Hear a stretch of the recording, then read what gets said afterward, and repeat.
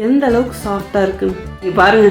கண்டிப்பா இதை பாக்குற அத்தனை பேரும் செய்வீங்கிற நம்பிக்கை இருக்கு. மைசூர் பாக்குனா சும்மா இல்லைங்க, அப்படியே வாயில வச்சோன்னா கரைஞ்சி போற மாதிரி செஞ்சு காட்ட போறேன்.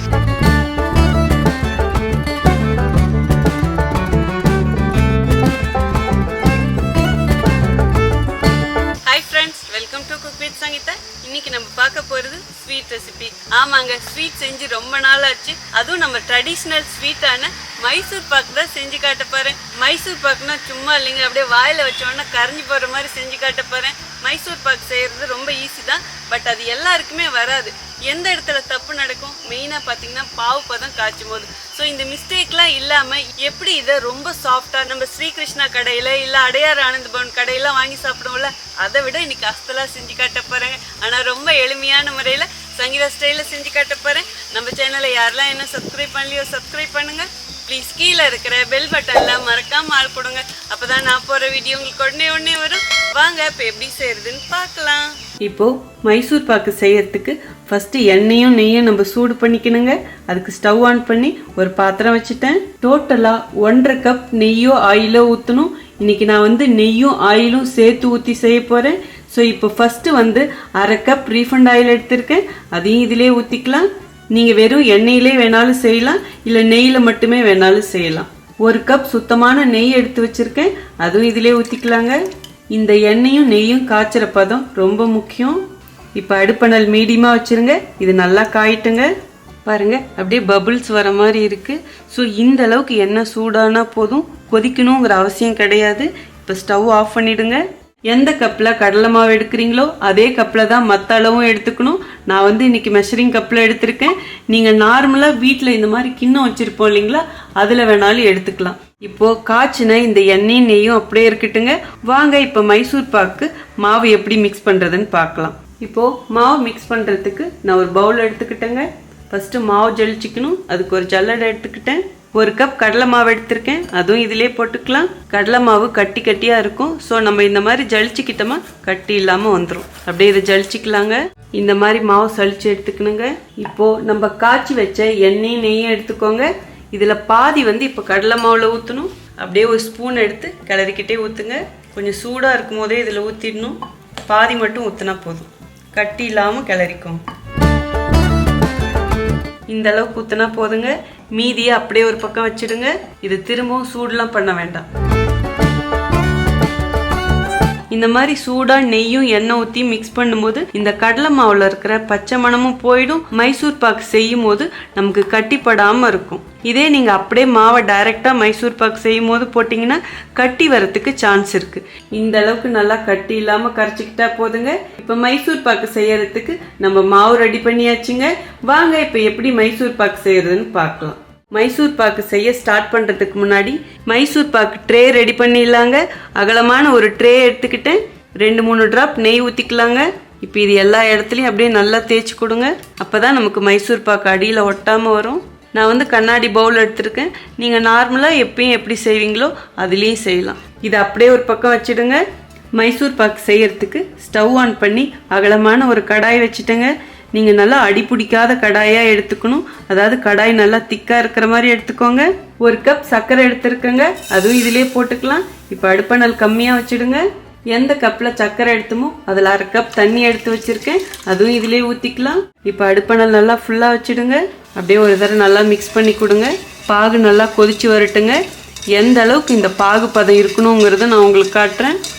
நல்லா கொதிச்சு வந்துருச்சுங்க. இப்போ ஒரு வாட்டி கிளறி கொடுத்துருங்க. இது பாகு பதம்னு பார்த்தீங்கன்னா 1 கம்பி பதம் வரணும். அதுக்கு மேலே வந்ததுன்னா கண்டிப்பாக மைசூர் பாக்கு ஹார்ட் ஆகிடும். இப்போ தானே கொதி வந்திருக்கு.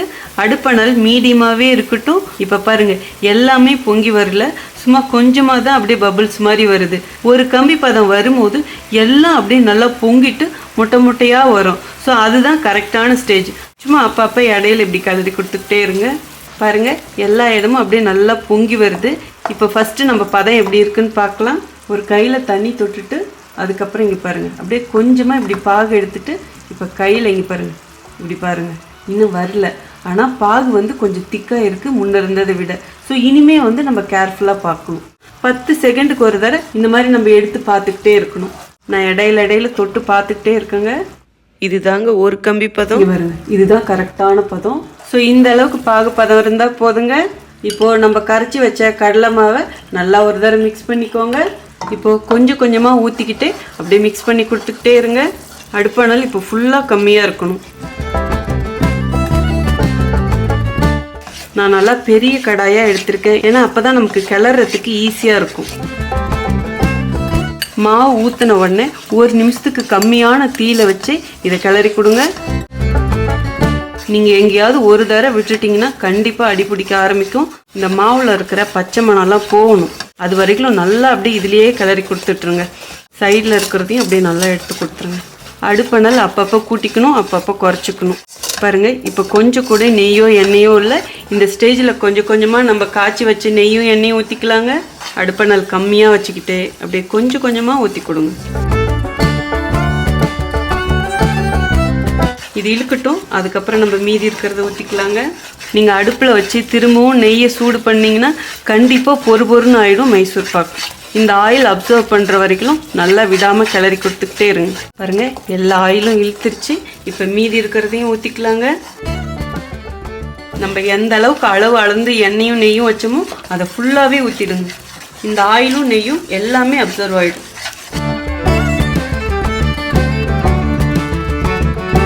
நம்ம ஊற்றின எண்ணெயும் நெய்யும் நல்லா இழுத்துருச்சு. விடாமல் கிளறி கொடுத்துக்கிட்டே இருங்க. இப்போ வரைக்கும் அடுப்பணல் கம்மியாக தாங்க வச்சுருக்கேன். பாருங்க, எல்லா ஆயிலும் இழுத்துருச்சா. இப்போ ஸ்டவ் ஆஃப் பண்ணிடுங்க. ஸ்டவ் ஆஃப் பண்ணிவிட்டு ஒரு நிமிஷத்துக்கு விடாமல் இப்படி கிளறி கொடுத்துக்கிட்டே இருங்க. அப்போ தான் இதில் இருக்கிற பபுள்ஸ்லாம் போகும். மைசூர் பாக் சாஃப்டாக இருக்கும். கொஞ்சம் கூட பபுள்ஸே இருக்கக்கூடாது. முந்திரி கேக்கு பண்ணும்போது, ஈவன் காஜி கத்திரி பண்ணும்போது அப்பயும் இதே ப்ராசஸ் தான். இப்படி தான் செய்யணும். நான் வரப்போகிற வீடியோக்களில் அதுவும் அப்புறம் செஞ்சு காட்டுறேன். இது கொட்டுறதுக்கு பக்கத்தில் ட்ரேவும் ரெடியாக வச்சுக்கோங்க.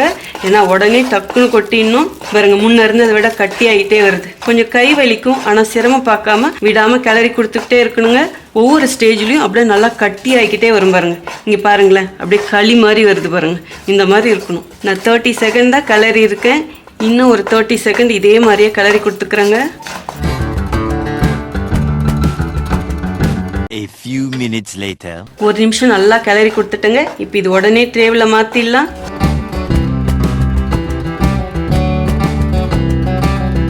இப்படி ஒரு ஷேக் பண்ணி கொடுங்க. அப்போ தான் எல்லா இடத்துலையும் ஒரே மாதிரி இருக்கும்.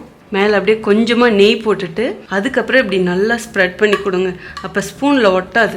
இந்த நெய்யெல்லாம் அப்படியே அப்சர்வ் ஆகிடும். மைசூர் பாக்கு ரெடி பண்ணிட்டும் ஊற்றும் போதும் ஜாக்கிரதையாக ஊற்றணும். அதாவது ஃபாஸ்ட்டாக ஊற்றிடணும். இப்படி நல்லா ஒரு தடவை அழுத்தி கொடுத்துருங்க. அப்போ தான் ஹோல்ஸ் இல்லாமல் கரெக்டாக வரும். இப்போ இது ஆறுறதுக்கு 20 மினிட்ஸ் to 30 மினிட்ஸ் ஆகும்.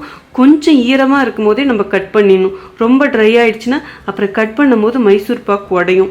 மூடிலாம் வைக்க வேணாம், அப்படியே ஓப்பனாகவே வச்சு ஆற வச்சுருங்க. 20 நிமிஷம் to 30 நிமிஷம் ரெஸ்ட் டைம் கொடுத்துடலாங்க.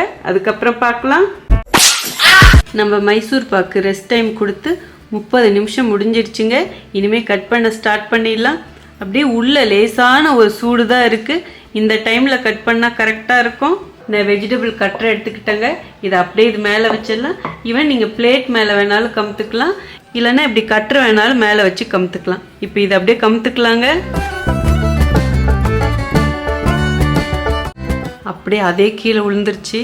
இந்த பவுல் அப்படியே நோவாமல் எடுத்துருங்க. இப்போ எந்த அளவுக்கு நமக்கு பீஸ் வேணுமோ அதுக்கு தகுந்த மாதிரி கட் பண்ணிக்கலாங்க. வாவ், சும்மா அப்படி இறங்குது வச்ச வண்ண.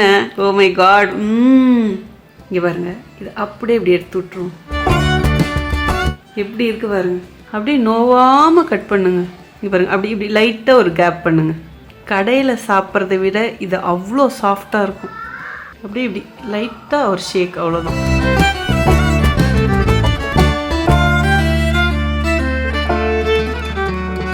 சூப்பராக எல்லாம் கட் பண்ணியாச்சு. நீங்கள் இதை அப்படியே இன்னொரு லைன் போட்டு இதை 2ஆக வேணாலும் கட் பண்ணிக்கலாம். இங்கே பாருங்கள், அந்த ஓரமாக கட் பண்ணதை உங்ககிட்ட காட்டுறேன். எந்த அளவுக்கு சாஃப்டாக இருக்குன்னு இங்கே பாருங்கள். அப்படியே வளையுது பாருங்கள், எப்படி இருக்குன்னு. ஓ மை காட், அவ்வளோ சாஃப்டாக இருக்குது. இங்கே பாருங்கள், இது இப்போ மட்டும் இல்லைங்க, இன்னும் 3 நாள் 4 நாள் வச்சிங்கன்னா கூட இதே ஈரப்பதத்தோடு இருக்கும். அதுக்கு காரணம் நம்ம எந்த அளவு பொருட்கள் போட்டோங்கிறது தான். இப்படி 2 விரலால் போடுறேன், அப்படி வருது. மைசூர் பாக்குனா இப்படி இருக்கணும். ஸ்ரீகிருஷ்ணா இல்லைங்க, சங்கீதா கிருஷ்ணான்னு இந்த மைசூர் பாக்கு பேர் வச்செல்லாம் நான் நினைக்கிறேன். இங்கே வருங்களேன், சும்மா அப்படி இருக்கு. நான் அப்படியே இப்போ ஒரு பீஸை நடுவில் கட் பண்ணுறேங்க. இங்கே பாருங்கள், சும்மா அப்படி உள்ளே வச்சவொன்னே கத்தி போகுது. Oh my god. செம்மையாக சாஃப்டாக நம்ம மைசூர் பாக்கு ரெடி ஆயிடுச்சு. அப்படியே வாயில் வச்சவொன்னே கரையிற மாதிரி. ஸோ மைசூர் பாக்குனா இப்படி இருக்கணும்னு எல்லாரும் சொல்கிற அளவுக்கு இருக்கும். இப்போ எப்படி இருக்குன்னு டேஸ்ட் பார்க்கறதுக்கு முன்னாடி உங்களுக்கு இந்த மைசூர் பாக்கு தேவையான டிப்ஸ் கொடுத்துறேங்க. இந்த மைசூர் பாக்கு சீக்ரெட் டிப்ஸ் 2 இருக்குது. ஒன்று நான் சொன்ன அளவு, இன்னொன்று பார்த்தீங்கன்னா மைசூர் பாக்கு செய்யும் போது அந்த பதம் வரும்போது அப்படியே பபுள்ஸ் மாதிரி கொஞ்சம் வரும். ஸோ அந்த பபுள்ஸை அப்படியே விட்டுட்டோமா கண்டிப்பாக பார்த்தீங்கன்னா நிறைய ஹோல்ஸ் வரும். அந்த ஹோல்ஸ் வரும்போது ஹார்ட் ஆகிடும். ஸோ அந்த மாதிரி இல்லாமல் இருக்கிறதுக்காக தான் நம்ம செஞ்சு முடிச்சதுக்கப்புறம் 1 நிமிஷம் நல்லா போட்டு அப்படியே கிளறிக்கிட்டே இருக்கணும். கிளற உங்கள் கை வலிக்கும், உங்களால் கிண்டவே முடியாது, அந்த அளவுக்கு திக்காய்கிட்டே வரும். ஸோ நான் சொன்ன இந்த 2 டிப்ஸை மட்டும் ஃபாலோ பண்ணிங்கன்னா கண்டிப்பாக பிகினர்ஸு கூட இதை சூப்பராக செஞ்சிட முடியும். அடுத்தது முக்கியமான இன்னொரு விஷயம் பார்த்தீங்கன்னா பாகுப்பதம். ஸோ இந்த பாகுப்பதம் பார்க்கறது நிறைய பேர் நினைக்கலாம் ரொம்ப கஷ்டம், என்னடாப்பா ஒரு கம்பி பதம் சொல்கிறாங்க, 2 கம்பி பதம் சொல்கிறாங்க, இதெல்லாம் எப்படி தெரிஞ்சுக்கிறதுன்னு நான் வீடியோவில் தெளிவாக கிளியராக சொல்லியிருக்கேன். ஒரு கம்பி பதம்னா இங்கே பாருங்கள், ஒரு நூல் மாதிரி இப்படி வரும். சர்க்கரை போட்டவொடனே கொதி வரும். கொதி வந்ததுக்கப்புறம் நீங்கள் அடுப்பணல் கொஞ்சம் கம்மியாக வச்சுட்டு அப்போ எடுத்து இங்கே பாருங்கள் இப்படி பார்த்துக்கிட்டே இருக்கணும். ஃபஸ்ட்டு பாவு கொஞ்சம் திக்காகிற மாதிரி இருக்கும். அப்புறம் எல்லா இடத்துலையும் நல்லா கொதிச்சு வரும், அப்படியே பபுள்ஸாக வரும், அப்படியே நுரைச்சிக்கிட்டு வரும். அந்த டைமில் பாகுப்பதம் கம்பி பதம் கரெக்டாக இருக்கும். இப்படி இழுத்தீங்கன்னா அப்படியே ஒரு கம்பி வரும்.